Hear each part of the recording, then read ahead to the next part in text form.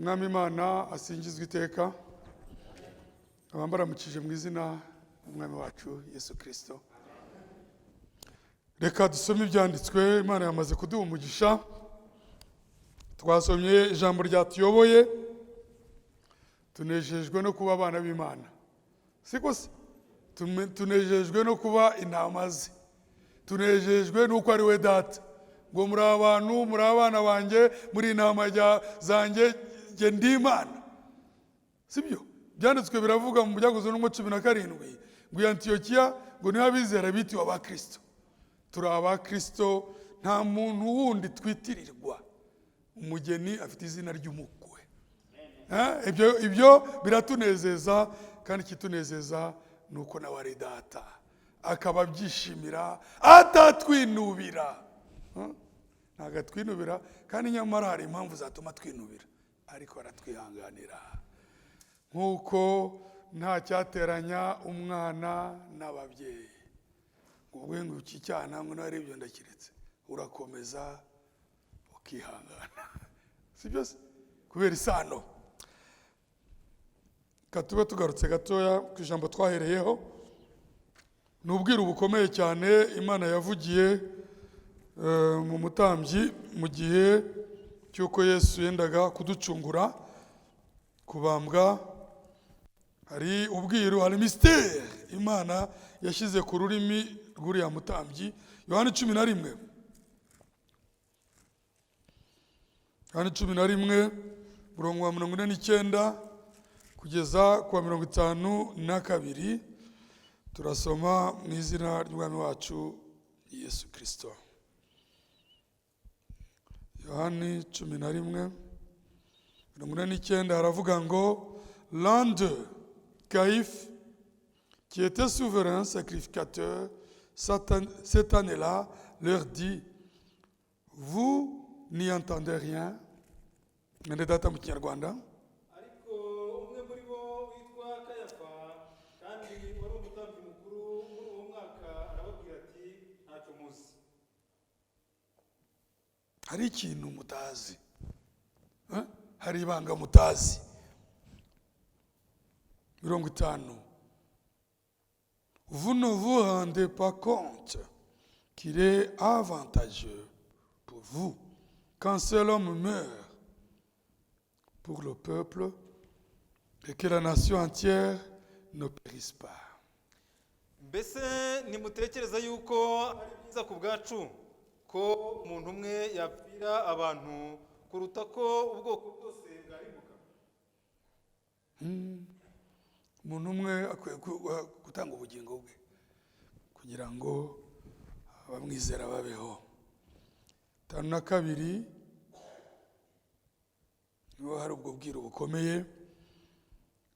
Et non seulement pour la nation, mais aussi, enfin, de réunir en un seul corps les enfants de Dieu dispersés. Ariko ubwoko bwonyine, ahubwo no kugira ngo abana b'Imana batatanye abateranize hamwe. Ahubwo ni ukugira ngo abana b'Imana batatanye abateranirize hamwe.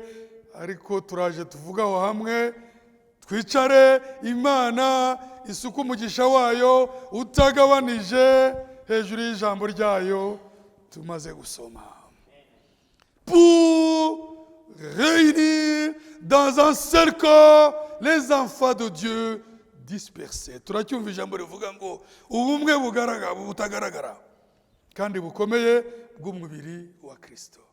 L'union invisible et solide du corps de Christ. Invisible. Niyo mpamvu ari ubwiru butagaragara kandi bukomeye. Amahame, rimwe mu mahame akomeye isi igenderaho ni ubumwe.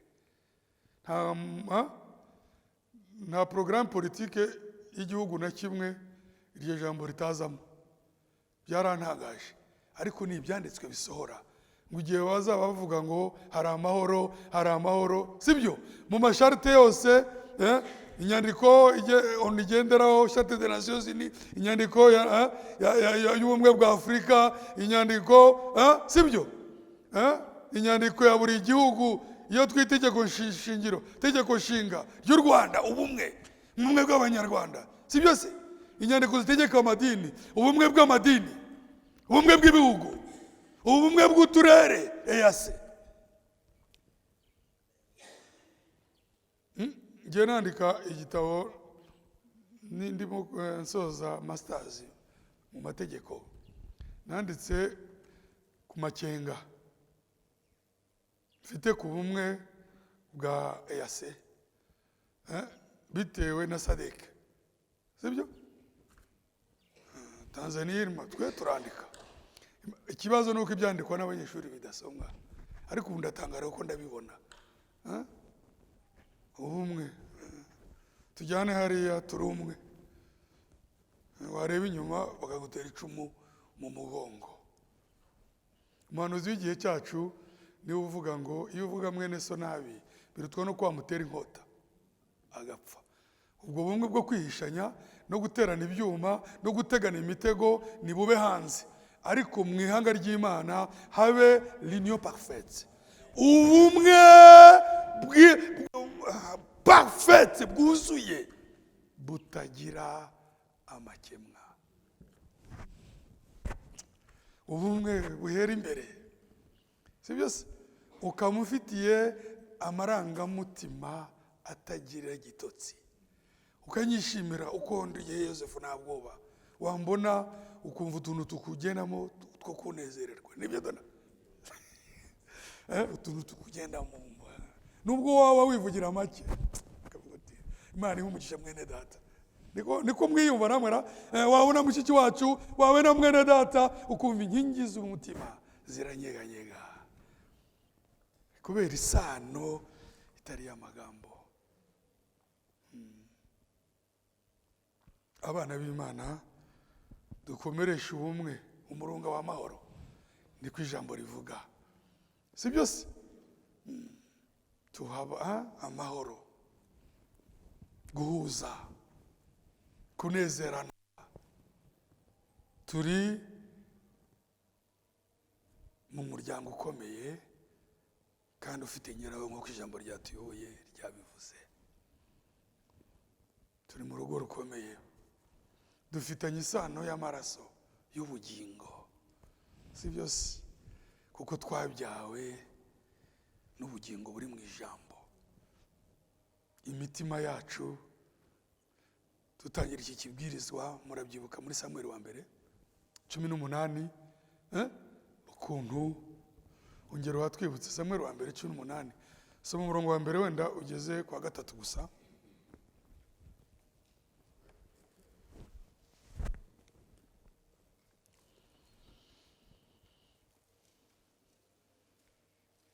Nuko Dawidi amaze kuvugana na Sawuli, umutima wa Yonatani uhera ko ubagati gakubiranye n'uwa Dawidi. Nuko Dawidi amaze kuvugana na Sawuli, umutima wa Yonatani uhera ko ubagati k'inkubirane n'uwa Dawidi. Kandi Yonatani akamukunda nk'uko yikunda. Kandi Yonatani akamukunda nk'uko yikunda. Ongera utwibutse gatugere hepfo kuri 6. Maze uwo munsi Sawuli ajyana Dawidi iwe, ntiyamukundira gusubira kwa se ukundi. Maze uwo munsi Yonatani ajyana Dawidi we, Sawuli ajyana Dawidi we, ntiyamukunda gusubira kwa se ukundi. Bukeye Yonatani na Dawidi basezerana isezerano. Bukeye Yonatani na Dawidi basezerana isezerano. Kuko yaramukunze nk'uko yikunda. Kuko yaramukunze nk'uko yikunda. Yonatani yijishuramo umwitero we. Yonatani yijishuramo umwitero we. Yari yiteye aho wa Dawidi. Aho wa Dawidi. N'umwambaro we ndetse n'inkota ye. N'umwambaro we n'inkota ye. N'umuheto we. N'umuheto we. N'umukandara we. N'umukandara we. Nuko Dawidi akajya ajyaho Sawuli yamutumaga hose akitonda. Akitonda. Sawuli amugira umutware w'ingabo ze. Abantu bose barabyishimira ndetse n'abagaragu ba Sawuli. Nuko mwitabaruka ryabo Dawidi agaruka amaze kwica abafilisitiya. nushaka gera ngaho. Murabona imbarutso nkuko twayiririmbaga, murabona inkomoko, murabona imbaraga, ubumwe butagaragara kandi bukomeye bw'umubiri wa Kristo. Murabona ubwiru. Dawidi ntago yari umuragwa w'ingoma, sibyo? Ahubwo yimikishijwe amavuta mu ihembe ry'umuhanuzi, ahabwa ingoma na Uwiteka aravuze. Ntabwo yari umuragwa w'ingoma kubwo kuzungura, kuko se yari umuturage, ariko yari umuragwa w'ingoma kubera Uwiteka aravuze. Yari umuragwa w'ingoma kubera umuhamagaro, yari umuragwa w'ingoma kubera ijambo. Niko bimeze. Natwe turabaragwa b'ingoma, atari ukubera yuko turi bene Aburahamu mu buryo bw'umubiri. Turabaragwa b'ingoma atari ukubera ko turabisirayeli ku buryo bw'umubiri, ariko nous sommes les héritiers du royaume. Turabaragwa b'ingoma kubera ainsi dit le Seigneur, kubera ijambo ryatubyaye tuzimana nawe. Umwami Imana ahimbazwe. Dawidi mu buryo bw'umubiri yari rival, yari kuba ari ishyari, yari kuba afitanye rivalite, ishyari na Yonatani, kuko Yonatani agomba kuraba ingoma ya se nkuko byagendaga mu Isirayeli. Ariko kubera ko Sawuli yagiyeho atimitswe n'Imana, asabwe n'abantu, ntago byari, iyo ngoma ntiyari kurama. Imana yo ifite imigambi yayo. Niyo mpamvu kwimikwa n'abantu ntacyo byakumarira, kwemerwa n'abantu ntacyo byamarira, kwimikwa n'abantu, kogezwa n'abantu, gusingizwa n'abantu. Intebe wicayeho utayihawe n'Imana, umwanya ufite utawuhawe n'Imana. Ikintu dushimira Imana cyane si umwanya dufite ku ntebe izitwiguriye, icyo dushimira Imana ni umwanya dufite mu mubiri wa Kristo. Ko bimeze uko uza, hari n'abana b'Imana mbona hano badahindura intebe, akagerageza uko ashoboye bakanabimenya. Nk'ubu ngubu ngira ngo niyo Donati yakererwa nta muntu wategeka kwicara kuri iriya ntebe, sinzi sibyo? Wowe tujyaho, kuki utaza ngo ujye kuri iyi ngiyi? Byaranyoye. Hari abantu rwose ubona, ariko ibyo ni ibisanzwe. Niyo yasanga bahicaye ntabwo yamuhagurutsa. Ikintu gikomeye cyane ni umwanya Imana iduha mu ijambo ryayo, umwanya Imana iduha mu migambi yayo. Dawidi twarabibonye, byarantangaje cyane nsomye hano muri Samuel wa mbere 18. Mu by'ukuri ibyanditswe biravuga ngo Dawidi yaganiraga na Sawuli. Dawidi yaganiraga na Sawuli, kandi narababwiye ngo biragaragara ko iyo ugiye mu gice cya 17 niho hari ibigwi by'Uwiteka akoresheje umugaragu we Dawidi agahangamura igihangange cyitwa Goliyati mu gice cya 17. Ngo noneho mu gice cya 18 Dawidi yaganiraga na Sawuli. Narasomye nsanga byanga bikunda barimo kuvuga, nta bindi bavugaga. Nibwo bubwutse bwari buhari, barimo kuvuga ibyo Uwiteka yakoreye ubwoko bwe. Mu ihanga ry'Imana hari ibigwi byayo. Imana irakora, Imana iragasingizwa. Ngo rya pfundo ry'ibibazo mu gihe ribonetse rekanisha itorero ritwikwa n'ifuhe n'umuriro w'ijambo. Nta kintu kizabuza itorero amahoro kizasugira. Ijambo rirahari, riragicomeka ukuzi intwaro zikomeye zishiririza umwanzi. Ijambo ry'Imana ribereyeho gutwika umubisha. Niyo mpamvu dushimira Imana kubw'ijambo ryayo. Ijambo ry'Imana niwo munezero wacu. Haleluya! Ijambo ry'Imana nizo mbaraga zacu. Ijambo ry'Imana ni ryo gukiranuka kwacu. ijambo ry'Imana nibwo butunzi bwacu. Tuvuge nka Dawidi ngo muri Zaburi 119 ngo ijambo ryawe rindutira zahabu yose na feza yose. Ijambo ry'Imana niryo bigwi byacu. La parole de Dieu, si byose ijambo ry'Imana niwo munezero wacu, ndetse ni naryo twirata. La parole de Dieu est notre fierté. Ijambo ry'Imana niryo fierté, bon, ishema. Fierté ni ishema. Murumva ishema muri Abanyarwanda, ishema. Ntabwo ntewe ishema n'ibyo ntunze, ntabwo ntewe ishema n'ibindi bindi.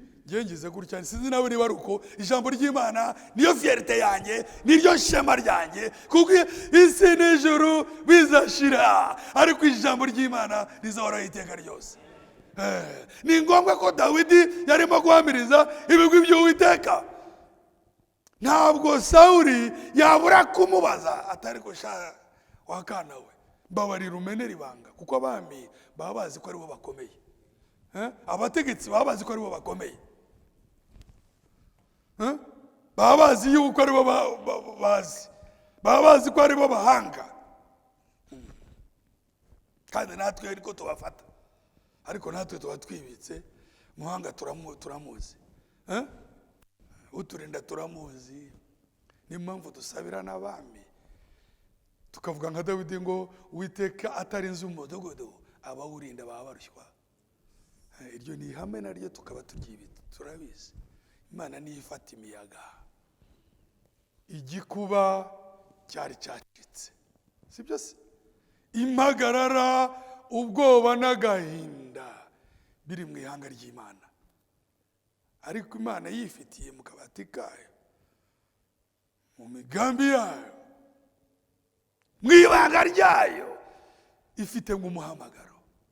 Imana ikorera mu bo yahamagaye, siko bimeze?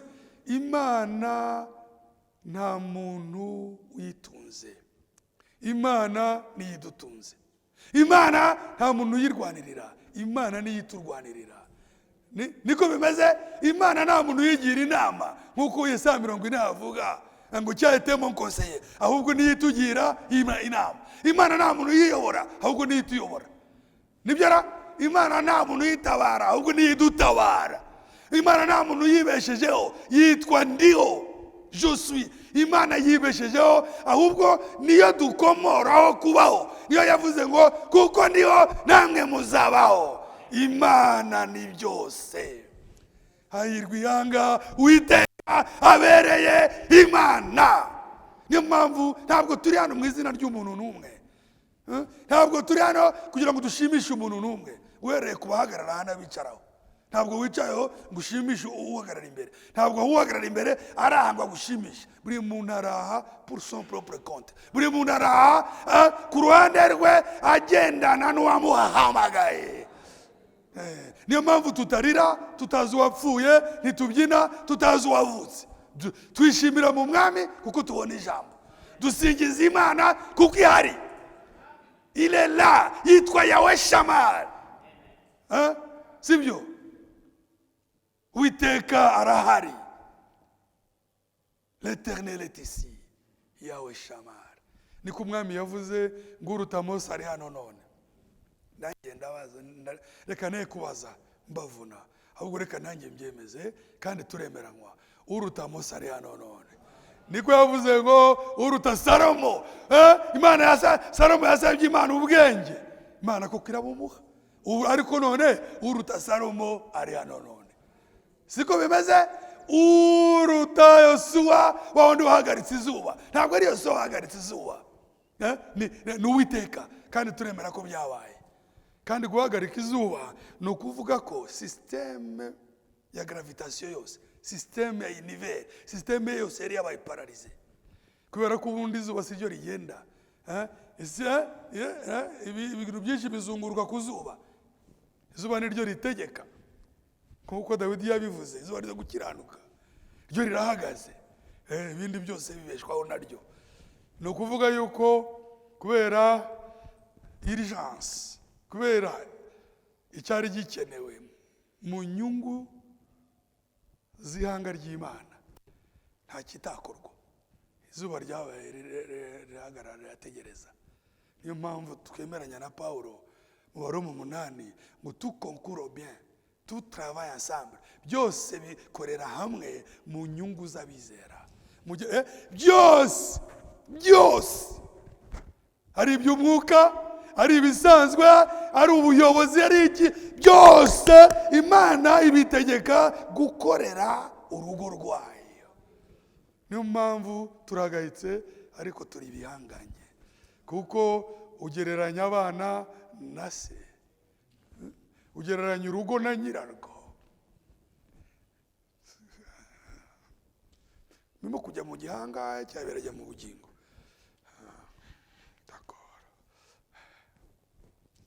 Njye nta kintu mbona navuga uretse gushimira Imana yatugize abana bayo no kubatangariza ngo ntimuhagarike umutima.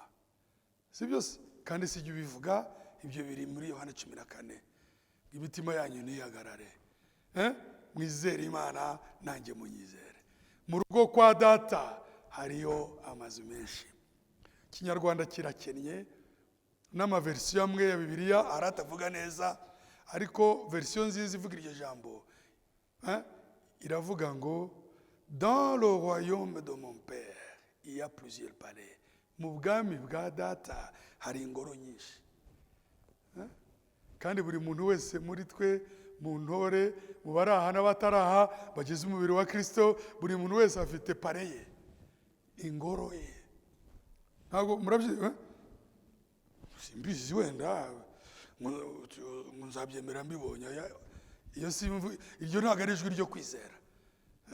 Kwizera kurafite, kwizera kuba gufite ibyo kwizera. Buri muntu wese uko ijambo ribitubwira afitemo pale. Mu bwami bwa data harimo ingoro. Ntacyo bitwaye inzubamo, ntacyo bitwaye uko byagenda kose. Uzajya uvuga nka wa muririmbyi ngo nzemera amanyure, ariko imbere ni heza. Tugaruke gatoya ko Dawidi yaganiraga na Sawuli. Twabivuzeho byanga byakunda, turebye igice kibanziriza icyo bavugaga iby'ibigwi by'Uwiteka. Niyo mpamvu Yonatani nawe yaraho, kandi ikiganiro niwe cyagiriye akamaro. Dawidi yareraga na Sawuli, niko bivuze. Ongera usome sibyo Samuel 18:1. Nuko Dawidi amaze kuvugana na Sawuli, umutima wa Yonatani uherako ubagati gakubiranye n'uwa Dawidi. Icara. Abaganira ntabwo ari bo bahuje imitima. Dawidi yaganiraga na Sawuli, ariko umutima wa Sawuli ntabwo wari kuba umwe n'uwa Dawidi. Ntabwo wari warabitoranirijwe. Ubu bumwe turimo guhamiriza ni ihame ry'ijuru, ni ihame sibyo rihuje n'ubushake Imana. Ntabwo wari bwa bundi bubagarwa n'akarenge ngo bumwe ngo mwifundi hagara bumwe ngo n'akarenge. Ntabwo ari twebwe ibyo twabyapurika mu itorero n'akarenge ngo nakomeza nzakwibagirwa n'utansura. Fundi ubumwe ntabwo bubagarwa. Ahubwo iyo urebye nabi akarenge gashaka kuba harwara amatiko. Ariko simbabujije kugendererana, ariko tuyoborwe. Ubu bumwe dufite ntabwo ari ubutsindirano, ntabwo ari ubw'ingingano, ni ubumwe bw'umwimerere bukomoka ku isano dufitanye na data. Isano ufitanye na data, isano ufitanye na data niyo ihita ibisano dufitanye. Si byose isano dufitanye n'ijambo, niyo sano dufitanye n'ufitanye iyo sano naryo. Ubumwe dufitanye na Kristo, ubumwe dufitanye n'umubiri we, ubumwe ikiganza gifitanye n'ukuboko, ukuboko kugifitanye n'igituza, igituza kigufitanye n'ijosi, ijosi rigifitanye n'umutwe. ubumwe bushamikiranye bukomoka ku Mana. ntabwo ari ubumwe bw'ubutsindirano, si ubw'ingingano, ntibubagarwa. ubwo bumwe ni umwimerere, buterwa n'ubugingo butembera mu mitsi y'umubiri. wavuze ngo uko ndiho namwe muzabaho, yaranesheje. ikintu cya mbere tumushimira ni uko ari muzima mu ijambo rye. niyo mpamvu tudatunzwe n'inyuguti cyangwa tudatunzwe n'amateka. mu gitondo hari mwene data wa telefoni yo mu ntara,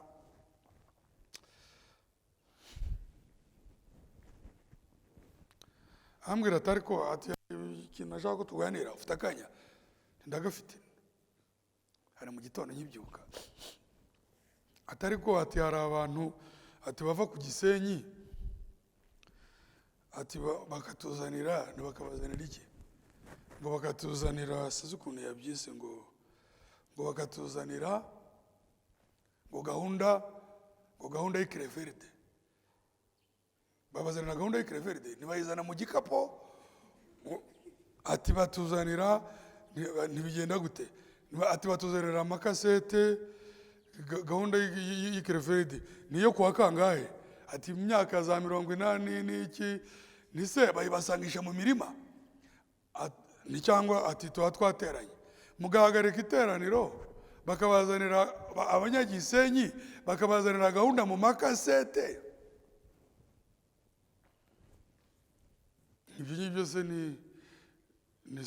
nise bigutwaye, nise kubera icyo ntabwo byensobanukiwe. ngo yango nagira ngo nsobanurire ibyo bintu niba wumva ari byo, kandi warabibonye ahubwo ari wowe ubimbwira. ngo none se ngo kucecetse ni gihe byanye ni none se ngo usenga urumva ibyo bintu ngo ari ukuri, ngo cyangwa ibyo bintu ngo tubikurikize. numva ndababaye, ndavuga ni se wowe ntiwumva ko byatangiye kugutera ikibazo? ubundi se kuki telefone bibaza? ijambo ry'Imana iyo rigitunguka rihinduka igisubizo. none wowe urimo ibyo bintu babazanira, bigahagarika iteraniro, mukajya gutega amatwi, utangiye kumva yuko hari ikitagenda. ndamubwira ariko reka nkubwize ukuri, byatumye burya bene data ijambo ntabwo riri kure yacu. byatumye numva ihame ryitwa omnipresence de Dieu, kubaho kubera hose icyarimwe kw'Imana. uruta Salomo ari hano none, uruta Mose ari hano none. sibyo? umucyo w'akagoroba, la lumière du soir, c'est Jésus-Christ, ni Yesu Kristo. murabyumva? le message c'est Jésus-Christ. ubutumwa ni Yesu Kristo. ubutumwa bw'igihe ntabwo ari impapuro, c'est le Seigneur vivant dans sa parole. ni umwami muzima mu ijambo rye. ntabwo ari inkuru, ntabwo ari amateka. uruta Salomo ari hano none, uruta Mose ari hano none, nibyo? uruta Pawulo ari hano none, uruta William Branham ari hano none, uruta Walter Frank ari hano none, uruta Polo ari hano none, uruta abahanuzi ari hano none. Imana y'intumwa n'abahanuzi ni nzima, niyiyobora ubwoko bwayo mu ijambo ryayo. numvise amarira amanutse ko abantu bakirindagira, kandi tuvuga ngo twakiriye umucyo w'akagoroba kubera imyuka y'inkundarubyino. ntabwo ubutumwa bwiza mu bukozi bw'ijambo ntabwo harimo itangazamakuru. mu bukozi bw'ijambo ntabwo harimo abahistoriye, abavuga amateka. ntabwo twizera kera habayeho, twizera ndiho. il parle jusqu'aujourd'hui, aracyavuga. namubwiye ni rero wowe ibyo bintu nta mugaragu w'Imana wabagezeho, ni ku mutahe mubajije ngo nta kanya kari gahari. Njyewe mpita mubwira gato ijambo tugiye gusoma, ntiwamanutse, wazutse, ni muzima. kandi ijambo ntabwo riri hakurya y'inyanja, sibyo? ntabwo riri ku wundi mugabane w'isi, ijambo ntabwo riri mu bikoresho by'ikoranabuhanga, ijambo riri ku rurimi rwawe.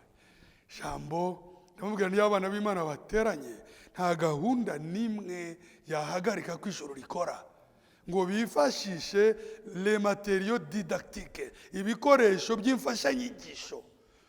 Umuntu akazana ubutumwa bwavuzwe muri 80 niyo bwaba bwaravuzwe nande bubwira abantu bari bicaye aho hantu. Imana isoma imitima, la parole discerne les pensées du cœur. Iyo ijambo rimanuka riba ryasomye iby'imitima yacu yicaye hano ikeneye. Haleluya! Kristo muzima akagaburira itorero rye, ntabwo wazana kera habayeho. Hagati y'intore n'ijuru hari itumanaho ritaziguye, kandi nta n'umwe wariburuya, nta n'umwe watumye itumanaho ritaba. Nyiri itorero uwavuze ngo nzubaka itorero ryanjye kandi amarembo y'ikuzimu ntazarishobora ni muzima. Iyo atazuka ntituba tumwizera. Iyo atagaruka ku munsi wa Pentekote ngo atangire itorero rye, iryo torero ntiriba rikibaho. Iyo atariyobora ngo arirwanirire arinde kwizera, sibyo? Arinde ubwe ijambo mu masekuruza yose kugeza igihe ryatugereyeho. Niwe uririnda. Ibyo biri muri Yeremiya 1:12 ngo warebye neza kuko ndinda ijambo ryanjye kugira ngo ndisoze. Imana niyiririnda. Imana yarinze ubusigi bw'ijambo kuko nta sugi ry'umugeni ryabaho hatari sugi ry'ijambo yizera. Murabyumva? Les vierges sages, sibyo? Abari nta bwari bwabaho. Niyo mpamvu hatari ijambo hari ubupfu. Ahari gushurirwa hakaba ijambo hari ubwenge. Abari b'abanyabwenge ni abahishurirwa ijambo. Ni muzima, sibyo se? Niwe wirebera umugeni kandi umugeni niwe wirebera umukwe. Niwe witoraniriza, niwe wihamagarira, niwe ubyara abana be, niwe ubarera, niwe ubakuza, niwe ukora umurimo. Numvise rwose kubona abantu bava mu yindi ntara bakaza bazana igikapu cy'amakasete bagaca mu ryahumye abana b'Imana, kavuga ngo uyu munsi ibyo mwari gukora, ibyo mwari kumva, ijambo mwari guteraniraho, sibyo se? Ibyo mwe mubihagaritse, tugiye kubumvisha ama audio, twe tugendana ijambo mu bikapu.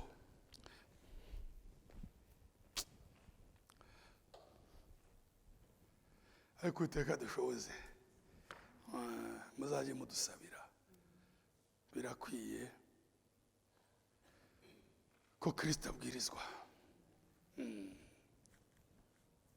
Cyakora ntitumurusha imbabazi ku bana be. Niba kugaburira ibyo biryo byo mu bikapu ukumva ari salama uzabirya. Ese ubundi ninde uturagiye?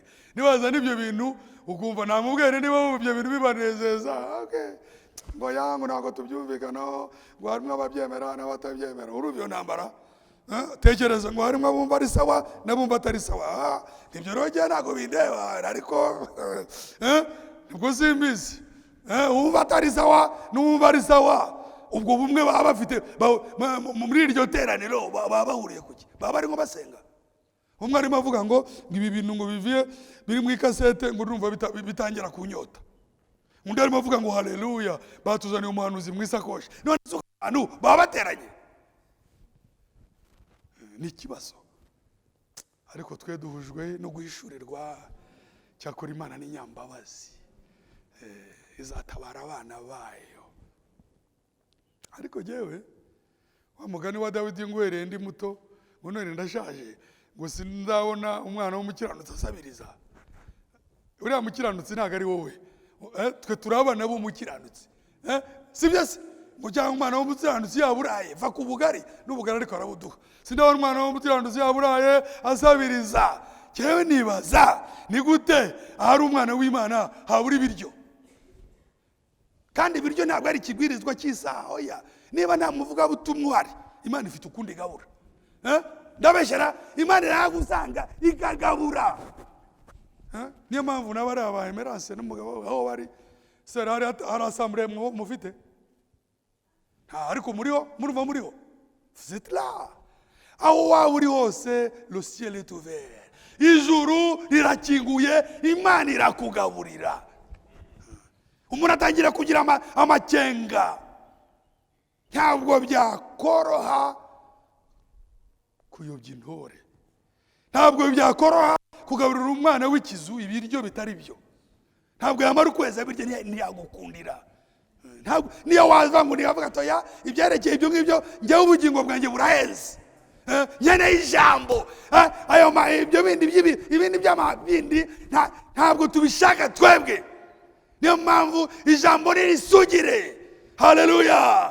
Niyo mpamvu duterana mu ijambo, tugateranwa kubera ijambo, duhuzwa n'ijambo. Niryo rituma tuza kwicara hano, nuko ijambo hari kandi twicara imitima yacu ikagaburirwa igahaga. Ubundi bwo ku ruhande ntabwo butureba. Nibyo bimeze. Ntabwo turi abantu batunzwe n'amateka n'amagambo n'ibintu. Oya, cyangombwa nuko tuba maso. Umwitero mu Kinyarwanda ariko bawita, mu Gifaransa bakavuga ikote rya Eliya, le manteau d'Élie. Mu Kinyarwanda bakavuga umwitero wa Eliya. Umwitero wa Eliya niwo yakojeje kuri Elisa. Murumva iyo contact yawumukojejeho nta kindi amubwiye. Sinzi uko byagenze. Uko byagenze nawe wabimenya mu gihe habagaho contact kuri wowe uhamagarwa. Ibyo nta ubisobanura, buri muntu wese abyifitemo ibanga uko yatangiye urugendo. Niyo mpamvu uko warutangiye nibyo bituma ugira uko urusoza. Niyo waratangiye urugendo ukurikiye abantu, uzagwa inyuma y'abantu. Niba hari contact wagiranye n'ijambo y'umwimerere, iyo sano mwagiranye niyo izagutahana. Niyo mpamvu Elisa abwira Eliya ati mbabarira, ati ngiye gusezera. Eliya aramubwira ati hari icyo ngutwaye jyewe, uzasoma ayo mategeko. Ati njye hari icyo ati hari nta kintu, biri muri abami ba mbere ngira ngo 17. Ati nta kintu ngutwaye jyewe. Nta nubwo handitse ngo nuko ngo none haramwemerera. Ubundi se bene data, mu ijambo harimo imbaraga, mu ijambo harimo ubuzima. Ubundi se ko yaramukojeje ikote hagati aho ngaho kugira ngo asabe imbabazi, urumva ko hari icyakozwe. Yahise amenya ko ahamagawe, aragenda, arabaga. Yari umutunzi, umuntu wahingishaga ibimasa 12 ibimasa 12 paires de bœufs. Ibimasa 24 ntabwo bihinga mu karima ka ari 10. Ibimasa 24 bihinga ku misozi n'imisozi. Asiga byose. Uko twabadutse, uko twahagurutse, ni nako tuzabaho. Aravuga ati ndagiye. Ibyanditswe biravuga ngo akajya akorera Eliya. Eliya nta mugore yari afite, nta rugo yari afite, hajya bakajyana. Niko sinjye ubivuze ni Bibiliya, bakajya akorera Eliya. Eliya nta muwoyi yari afite. Ibyo yamukoreraga simbizi, ariko bigomba kuba ari ibikorwa nyine umuntu wese akenera. Umuntu w'umugabo ubwo ari umwisirayeli yari afite n'umugore umwe, wigisha ibimasa 24, ufite abana. Urumva dona akajya umuntu avuze ko yasaze yababeshye. Avuga turiya muntu bwarayaze yataye umutwe. Ni wowe buri muntu wese aba umuntu ari umusazi. We hari ikintu Imana yakoze mu bugingo bwacu arigenda. Ahirwa ufitanye n'ibanga n'Imana. Nibyo ahirwa watangiranye nayo, ahirwa ugendana nayo mu bwiru, nta numwe yireguraho. Arahirwa akagira ibyo avugana nayo, si byose, ikagira ibyo imubwira, ikagira ibyo imutegeka, ikagira ibyo imukoreramo, ikagira ibyo imukoresha. wowe udahari kandi ntaze kubikubwira akagendana nayo. Murumva ni salama. Hanyuma kumva aranyuzwe. Ariko ndabibutsa mu Baroma 16 twarabibonye yuko Kristo ni muzima, n'ingingo z'umubiri we niba umuntu ari muzima n'ingingo ze ziba ari nzima, sibyo se? Ntabwo watandukanye umuntu n'ingingo ze. Niyo mpamvu kuba turi umubiri wa Kristo ni umugisha. Icyo nashaka kuvuga ni uko ikote cyangwa umwitero wahamagaye Eliya ni nawo yarazwe. Murabyibuka? Ku musozo niho ibintu byagiye, ikintu cyose cyagize ibara. Eliya yenda gutaha niho buri kintu cyose kigomba kugira ibara. Eliya yumva yuko service ya Elize atakiyikeneye. Igare ririmo gutogota ryo kumutana. Haleluya. Bene data tuzataha, sibyo? Kandi tuzabimenya. Abatesalonike ba mbere 5 niko hatubwira ngo basinzira nijoro, sibyo? Ngo ntabwo tuzatungurwa, ntituzi umunsi n'isaha, ariko tuzamenya igihe, tuzamenya ikirere.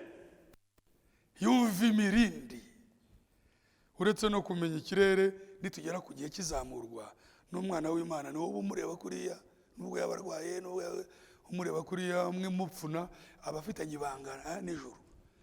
Umwana w'Imana, Imana ntiyamuhisha igare, yumva imirindi yaryo. Rwose ntazagera umuntu ukubeshya.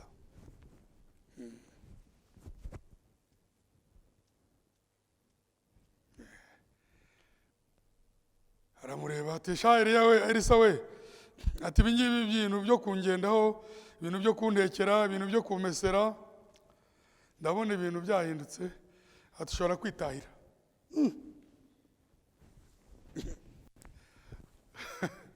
Uza ibyanjye byose nasize, uyu ni wo murage natana. Atokeye ati wambereye imfura, nsaba icyo ushaka cyose. Ariko aho hantu haranyubaka. Murumva ko ijambo ririmo byose ra? Ntabwo Eliya yagiye gutoranya, yumvaga muri we, sibyo? Nk'umuntu utunze ijambo, ufite Imana muri we, ntacyo atakora. Ntiyarazi niba agiye kumusaba ingoma y'igihugu, ntiyarazi ibyo ari bumusabe. Yavuze niko ibyanditswe bivuga, icyo ushaka cyose sha wambereye imfura. Mbega ikiganiro. Ate karitugatuga, musabe ko ishaka cyose. Mbega igipimo.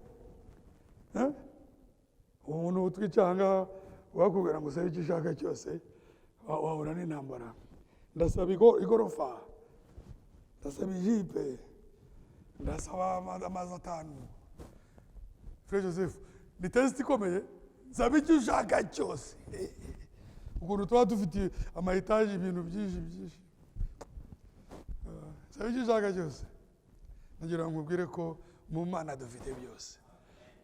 Karamureba ka Elisa ate ati izo mbaraga kuri hejuru, kumva uri umugabo unkubiraka, unkubira kabiri ubundi ugenda amahoro. Mbega umutipe, mbega ati wonye ukinisha, uri ikizu nanjye ndikizu, uri intore nanjye ndiyo, uri umugaragu w'Imana nanjye ntabwo ari we nkorera. Nagira ngo mbambwire yuko abagaragu b'Imana ntabwo ari we dukorera, sibyo? Ariko namwe muri abagaragu bayo. Niba turi abagaragu b'Imana, noneho abantu babwiriza ubutumwa n'abagaragu b'Imana, noneho mwebwe mukaba abagaragu babo. Buri muntu wese ni umugaragu w'Imana, kandi buri muntu wese afitanye ubumwe n'ijuru. Ati mpereza unkubire kabiri. Eliya ati unsabye igikomeye. Kuki yavuze ko yasabye igikomeye? Nuko izo mbaraga igihe cyose atarataha arazikeneye. Uretse no kumukubira kabiri, ntiyanagabanyaho, kuko izamurwa rigendana na plenitude, rigendana n'imbaraga zuzuye. Nta nubwo yamugabanyirizaho, azikeneye ziri full. Niko bimeze? Ahubwo Yesu amubwira ati wowe amaso, urugendo n'urwawe, 8 si igihe utanga, neza mu kureba. ibanga ritarya wari unyuhura ntubivuze se yabanze yambuka Yorodani karataruka yambuka aragize agazigera igare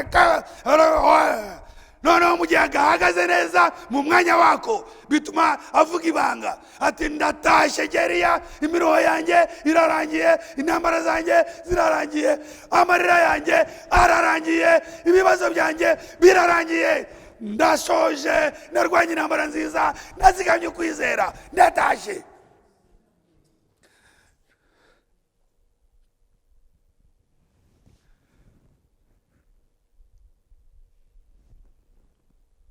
Imiruho izagira iherezo. Ati nimumbona ukambona ibyo ukeneye ni ukuvuga ngo uhite wirepresenta urebe ukuntu byagenze. Ni ukuvuga yuko iyo bageraga ahantu wenda Eliya akicara, uretse ko nibaza ko nta mwanya wo kwicara wari ugihari, uruziga rwarihutaga, ariko ni ukuvuga yuko niyo yicara Elisa ntiyari kwicara kuko agombaga kumushinga ijisho. Mu kanya gatoya byanditswe biratubwira ngo hamanuka escorte les chars de feu. Za shari zari zigose Dotani. Eliya yaratashye, Elisa agumana n'ijambo. Niyo mpamvu Abasiriya batari kumushobora.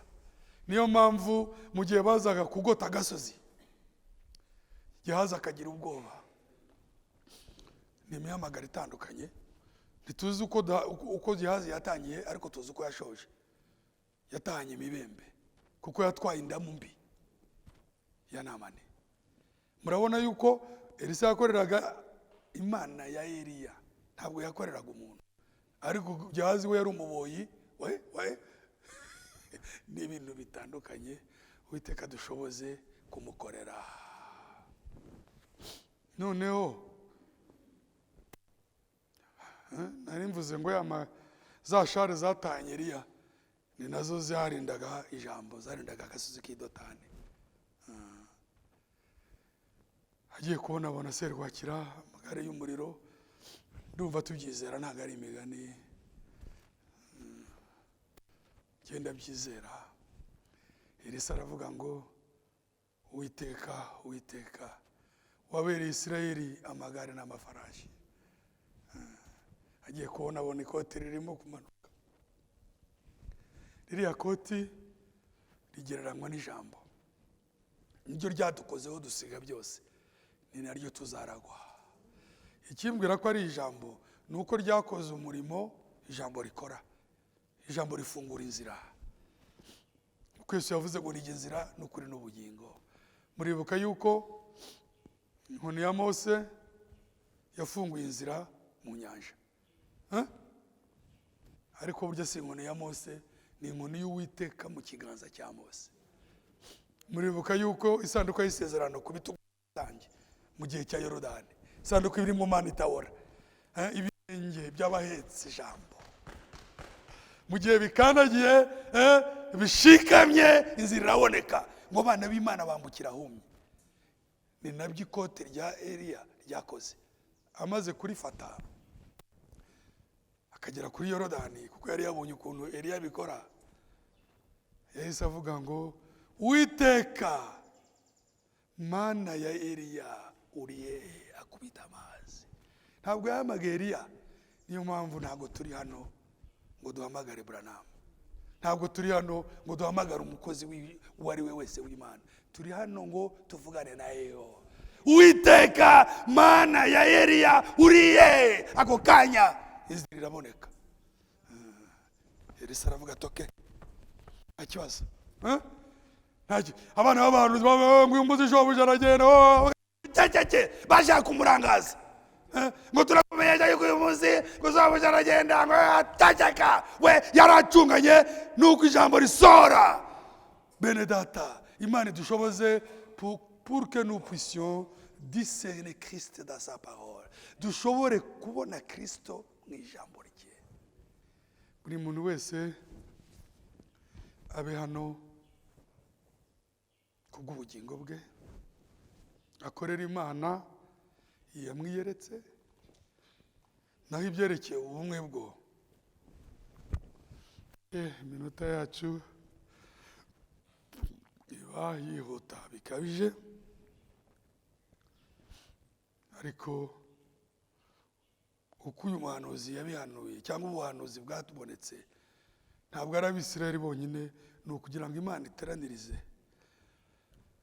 abana b'imana bose batatanye, tous les enfants de Dieu dispersés dans un seul corps, mu mubiri umwe, mu mubiri umwe. Iri hame rya omnipresence ry'uko imana iba iri hose icyarimwe tuzaribona, ariko mbere y'uko dusoza turajya mu Befeso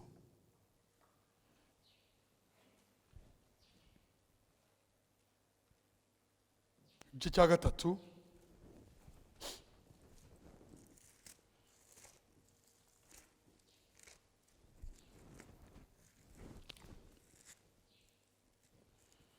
Abefeso 3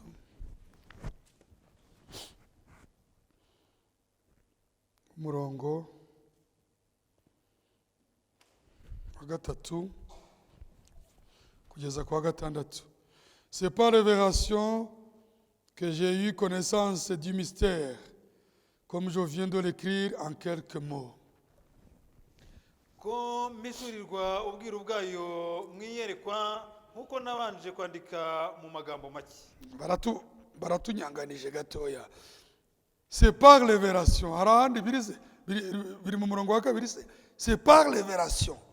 Ni kubwo guhishurirwa que j'ai eu connaissance du mystère.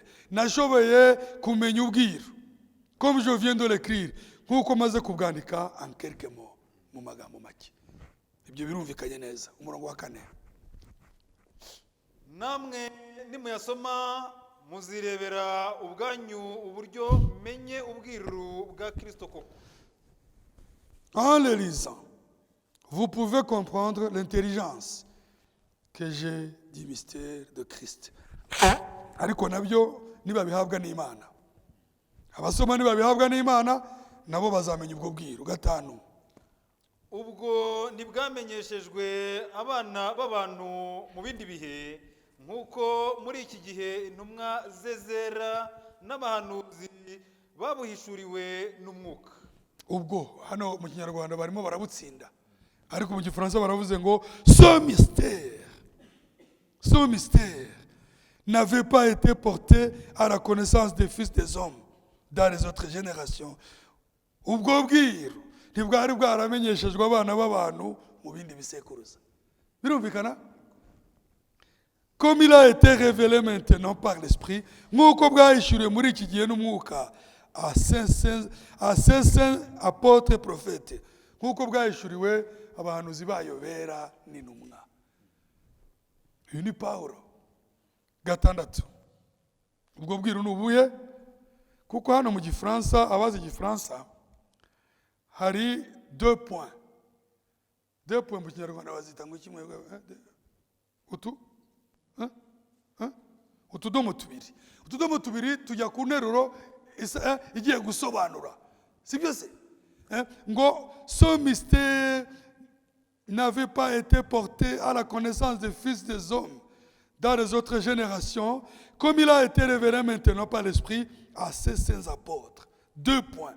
Bagiye kutubwira ubwo bwiru ubwo aribwo. 6. Les païens ont un même héritage,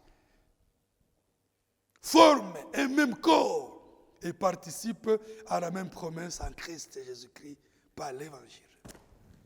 Yuko abanyamahanga ari abaraganwa natwe kandi bakaba ingingo z'umubiri. Hallelujah. Abahejwe n'ubutumwa bwiza uzagabana natwe muri Kristo Yesu byasezeranye. Amina. Les mystères de Christ. Munkurikire neza. Ubwiru bwa Kristo. Umurongo wa 4. En les lisant, vous pouvez comprendre l'intelligence que j'ai du mystère de Christ. Nimusome amagambo maze kubabwira, murahita musingira ubuhanga mfite bwo gusobanukirwa ubwiru bwa Kristo. mutege amatwi muri Timoteyo wa mbere 3:16 dusomere. Hari iki? Hari ubwiru bw'Imana, le mystère de Dieu.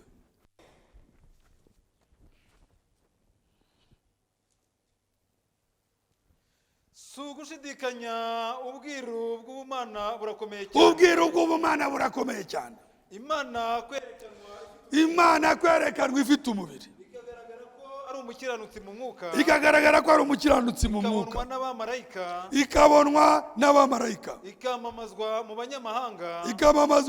banyamahanga. Ikizerwa mu isi. Ikazamurwa igahabwa ubwiza. Noneho mu Kinyarwanda basobanuye neza. Iyo Mana yambaye umubiri. Imana muri Kristo ni ubwiru. Sibyo se? Ubwo abandi bita amayobera, twe ni ubwiru ariko twarabuhishuriwe. Ko Imana yambaye umubiri muri Kristo. Ça c'est le mystère de Dieu. Ubwo ni ubwiru bw'Imana. Ariko ntabwo bwagarukiye aho. Ubwiru bw'Imana, sibyo se? Mu gihe Imana yambaye umubiri yose. Twarabibonye, twibukiranye Abakolosayi 1. Abakolosayi 1:19. Kuko Imana yashimye ko kuzura kwayo kose kuba muri we. 20. Kandi imaze kuzanisha amahoro amaraso yo ku musaraba we, imwungisha n'ibintu byose ari ibyo ku isi cyangwa ibyo mu isi. 21. Namwe abari baratatanijwe n'Imana kera. Haleluya. Mukaba mwarabanzi bayo mu mitima yanyu no kubw'imirimo mibi. 21. None yinyungishije namwe urupfu rw'umubiri we ngo ibashyire imbere yayo muri abera n'abaziranenge mutagawa. Nibyo iyo Mana yiyungishije natwe muri Kristo. Kuko byanditswe muri Bakorino ba 2:5-19 ngo Imana yari muri Kristo yiyunga n'abari mu isi. Ubwiru bw'Imana, le mystère de Dieu, nuko ubumana bwose bwari muri Kristo. Nibyo biri mu Bakolosayi 2 noneho 9-10. Abakolosayi 2 9-10.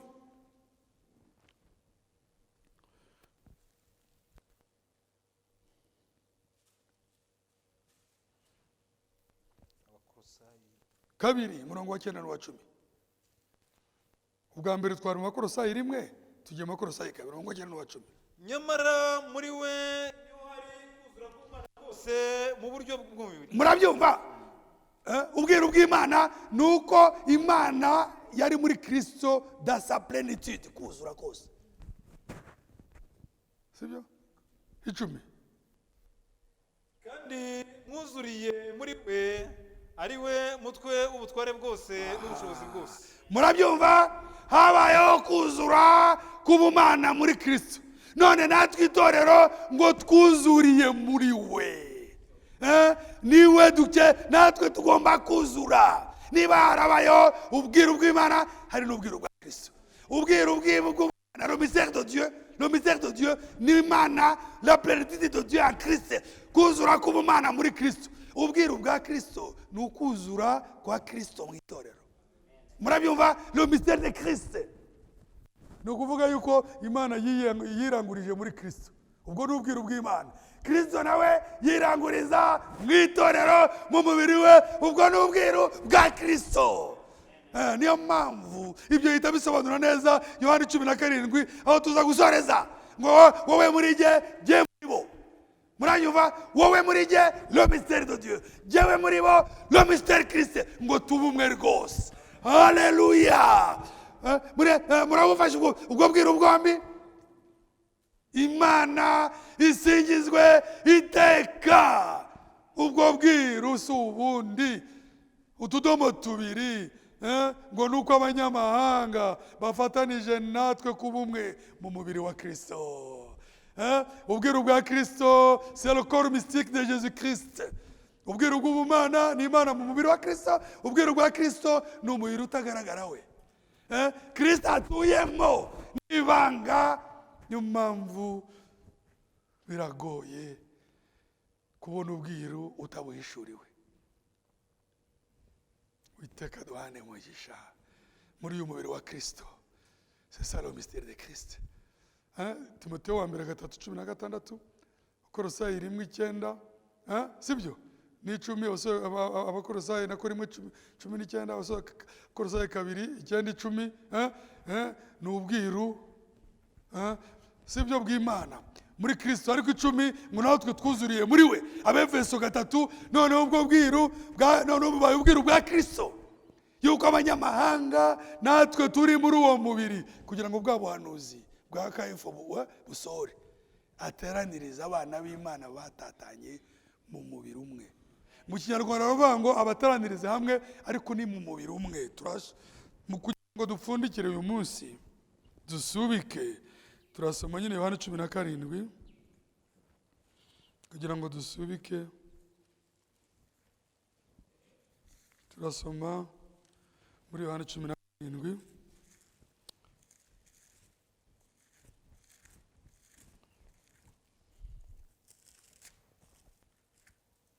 Yohana 17 umurongo wa 21, ariko reka duhere ku wa 20, hararyoshye kugeza ku 23. Ce n'est pas pour eux seulement que je prie, mais encore pour ceux qui croiront en moi par leur parole. Sinsabira aba bonyine, ahubwo ndasabira n'abazanyizezwa n'ijambo ryawe. Natwe byatugezeho, si byose byabaye ubuhererekane mu bihe by'itorero, none natwe dufite ukwizera kw'intumwa, bityo natwe twarasabiwe. 21. Afin que tous soient un, comme toi, Père, tu es en moi et moi en eux. Mwabyumvise? Afin que tous soient un, comme toi, Père, tu es en moi et moi en toi. Qu'eux aussi soient un en nous, afin que le monde croie m'a envoyé. Ngo bose babe umwe nk'uko uri muri jye, Data, nanjye nkaba muri wowe, ngo nabo babe umwe muri twe, ngo ab'isi bizere ko ari wowe wantumye. 22. Et moi, je leur ai donné la gloire que tu m'as donnée, afin qu'ils soient un, comme nous sommes un. Nanjye mbahaye ubwiza wampaye, ngo babe umwe nk'uko natwe turi umwe. Moi en eux et toi en moi, afin qu'ils soient parfaitement un, et que le monde connaisse que tu m'as envoyé et que tu les as aimés comme tu m'as aimé. Jyewe mbe muri bo, nawe ube muri jye, ngo babe umwe rwose, ngo ab'isi bamenye ko ari we wantumye, ukabakunda nk'uko wankunze. Pour qu'ils soient parfaitement un, kugira ngo babe umwe rwose, atari gucengana, parfait, nta makemwa. Ikintu parfait ni ikintu kidafite icyuho. Ubumwe budafite icyuho umwanzi yameneramo. Hari icyuho se cyaboneka? Ntabwo byashoboka. Kera abantu bajyaga i Bugande, ibyo bitaga gupagasa. Mwajyaga mubumva, ariko mwe muracyari batoya. Yagendaga agatahana itara kuko bacanaga umuriro na peteroli. Ariko numvaga batubwira ngo bacaga mu mashyamba bagenda n'amaguru.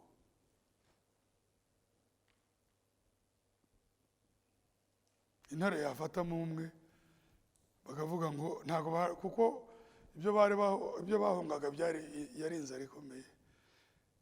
Intare yafatamo umwe ati muzibe icyuho, bakongera bakaziba icyuho, hakagerayo mbarwa, sibyo? Ariko iyi ntare izerera nk'uko Petero yavuga, Petero 1:5, nta ntore n'imwe izadukuramo, nta cyuho kizaboneka kubera uyu mushumba uragiye itorero, wowe muri jye muri wo, kugira ngo babe umwe rwose. Ubu bumwe ntabwo tubukura kwa pasiteri uwo ari we wese, ntitubukura ku muhanuzi uwo ari we wese. Wowe muri jye muri bo, babe umwe rwose. Tutahanye mwumvise neza ubwo bwiru bwombi, mwumvise neza ubwiru bw'Imana. Le mystère de Dieu ni Imana muri Kristo. Le mystère de Christ ni Imana mu itorero, mu mubiri wayo. Ubwo bwiru nibwo butwunze, kubera kuko Imana yiyunze n'abantu muri Kristo, niho duhurizwa imitima. Imana iduhe umugisha kandi idukomereze muri ubwo bumwe bw'ijuru. Imitima yacu ibe agati gasobekeranye n'abo duhuje kwizera, bikomotse ku mbarutso y'isano dufitanye n'ijambo. Dawidi yaganiraga na Sawuli, ariko imitima yabo bombi ntiyahujwe. Umutima wahujwe n'uwari ufitiye umwanya ijambo, ari we Yonatani. Mwabonye yuko Yonatani yakozwe ku mutima n'icyo Imana yakoze. Mwabonye ko Yonatani, urabona Dawidi yari yarasizwe amavuta, akomoka mu muryango uciriritse waho umuturage, arangije Imana imukoresha ibikomeye kandi akuwe hasi cyane. Imana imuzamura hejuru ngo abe umugaba w'ingabo z'igihugu cyayo. Ndetse bajyaga baririmba ngo yishe inzovu imwe Sawuli, undi yishe inzovu 10. Sibyo? Ibigwi biratogota. Aramureba, areba ukuntu asa, areba ibyo yambaye. Sinzi ibyo yari yambaye ngewe, ariko nabonye Yonatani nta kintu yisigiye kubera urukundo rwabadutse muri we. Umwitero, inkota, ingabo, umukandara, nta kintu yasigaranye. Aravuga ntabwo umukomando w'Uwiteka, ntabwo intwari y'Uwiteka yaduguye igisuzuguriro yagenda yambaye ibyenda bimeze gutyo. Ati se ubundi jyewe ndabyambara ngo mbimaraje. Sawuli arimo kureba, aravuga ati cyana cy'umugore nta bwenge kigira. Ariko iyo turimo gukorera ijambo, nta birantega, nibyo ra? Murabona iyo mbaduko, murabona izo mbaraga z'imbere, murabona iyo mbaduko yabadutse muri Yonatani. Hariho navuze ntibuse, hari ikintu yisigiye ko byose abimuhaye. Yabaye nka Zakayo, ati uwo mfitiye umwenda, dore ko narakundaga impiya, ndamwishyura inshuro enye. Sibyo? Ndafatamo 1/2 ngiye abakene. Yari afite amagomba ko yari afite ibintu byinshi. Ndafata 1/2 ngiye abakene. Murumva imbarutso ukuntu yahagurutse. Ibisigaye uwo mfitiye umwenda mukubire 4. Anyuranya na wa musore w'umukire we, bavuga ati genda ugurisha ibyo wakaraba. Ngo Yesu aragenda arara kwa Zakayo, ngo kuko nawe ari umwana wa Aburahamu. Imana iduhane umugisha mu izina ry'umwami wacu Yesu Kristo. Reka dusoze twigire ejuru gatoya.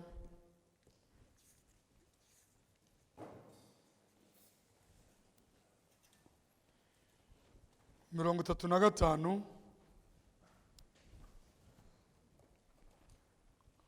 niyo ndirimbo turirimba, ivuga ngo mpe kukwegera. Ndasaba mwene data Thomas aza imbere kugira ngo atuyobore, batufashe muri iyi ndirimbo no gusenga. Aratufasha, atuyobore. Mwene data waza imbere, umpe kukwegera.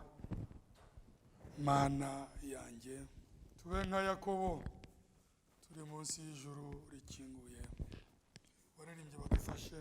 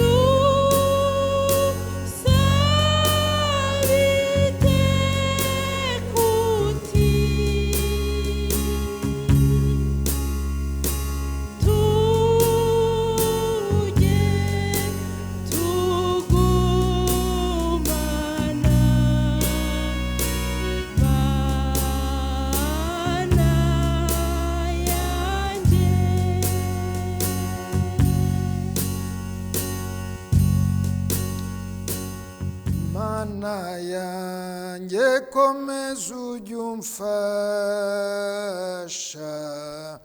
ngutara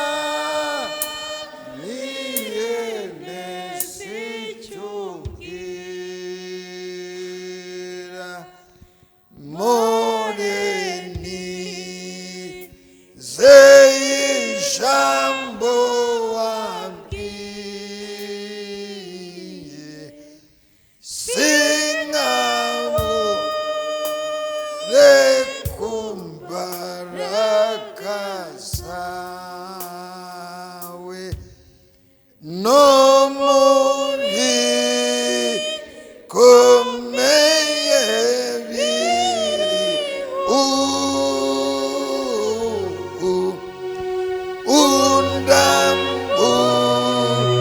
undamburira amaboko yawe umimbaraga kubunuka nawe ugezi yiyuzaza kujyana. Nyuma y'ijambo gusigwa Imana yashyize kuri mwene data, niko kugaruka ku itorero. Itorero rikabasha kumenya kurasa ku ntego, dusenga bitewe n'uko umwuka atuyoboye. Buri wese uko umwuka amuyoboye nabumbura umunwa agira icyo abwira umwami. Data wa twese uhoraho, wowe uri hejuru y'amashuri yose, wowe utegeka ibigaragara, mwami, tukigera hano n'igihe twari mu ngo zacu twagusabye ifunguro ritunga imitima yacu. Ijambo ryawe rimaje kumanuka, mwami, ngushimira umugabane waduhaye buri wese bitewe n'inzara n'inyota dufite ku ijambo ryawe. Mwami, ijambo ryawe ni imbuto umaje kubiba mu mitima yacu. Mwami, ubumwe bw'ingingo zawe, ubumwe bugize umubiri wawe, ntabwo ari ibintu abantu bikanyira, ntabwo ari ibintu abantu bumvikanaho, ni ubumwe mwami bw'umubiri wawe. Uri muzima mu ijambo ryawe, uri muzima muri twebwe asigaye. Mwami, we wabashe kutwiyegereza, we watugize abigishwa bawe. Uri Imana nzima hagati yacu, uri Imana nzima muri twebwe. Nkaba ngushimiye kubw'ijambo ryawe umaze kutuganiriza. Washoboje Elisha kurasa ku ntego agusaba igikwiriye, dushoboze natwe kurasa ku ntego dusabe igikwiriye. Mwami, ntabwo tugusaba iterambere rigaragara, kubera ko ibyo mu nshingano ufite ugomba kubiduha kugira ngo bidufashe mu gihe dutegereje kugaruka kwawe. Icyo tugusaba kiruta ibyo byose, soza ijambo ryawe, soza iki kivi watangiye, wambike imbaraga abagaragu bawe.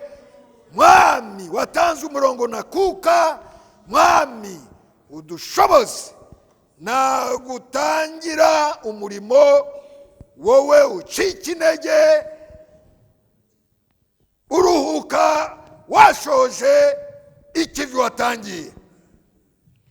Umubiri wawe hano i Kigali, muri iki gihugu, ku isi hose, mwami, sabiye umugisha ingingo z'umubiri wawe.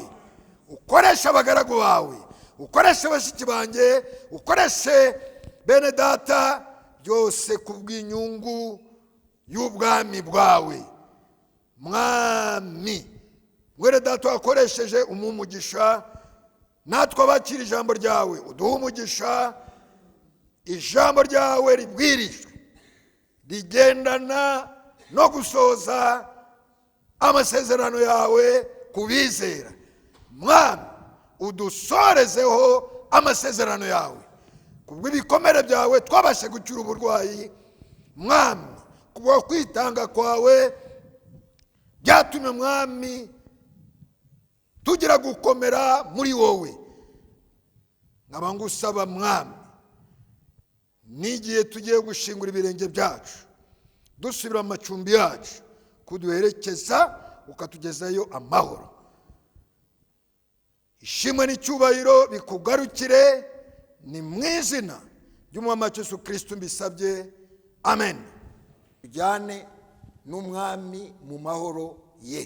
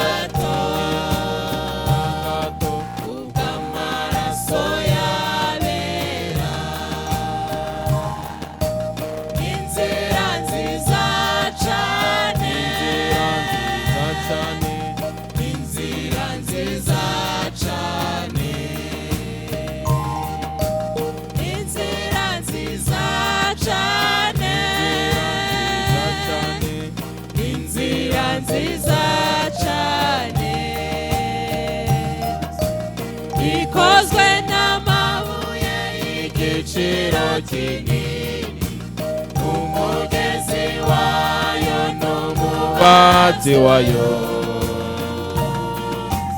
ni Yesu mwami, ni Yesu mwami, yayisize zahabu n'amara garitanyishe, bitemba amaraso n'amarira yabera, zoca muri iyo nzira, shika uri mwami, zoca muri iyo nzira,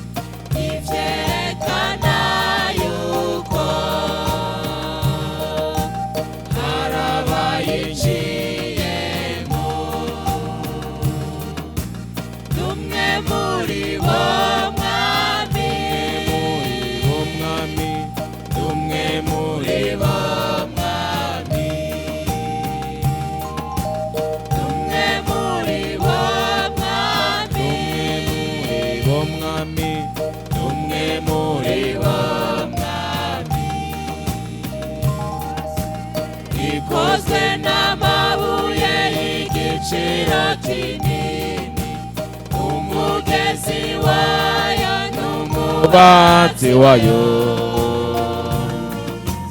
Ni Yesu umwami, ni Yesu umwami, yayisize zahabu n'amaragare nyinshi, itemba amaraso n'amarira yabera. Zoca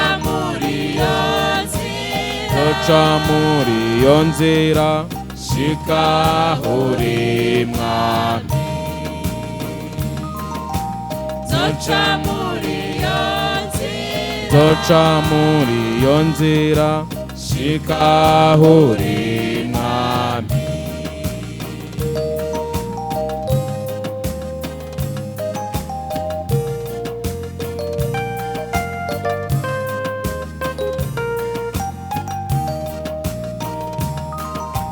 Shoboza mwami Yesu,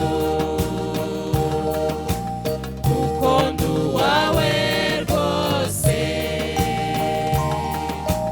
Fata ukuboko njyewe, unyuzuze inkomezi, umurikire mwami, umurikire mwami, umurikire mwami, umurikire mwami. Ikozwe n'amabuye y'igiciro kinini, umugezi wayo n'umubatsi wayo. Ni Yesu umwami, ni Yesu umwami, yayisize zahabu n'amaragare nyinshi, itemba amaraso n'amarira yabera. Zoca muri iyo nzira, shika uri mwami. Zoca muri iyo nzira, shika uri mwami.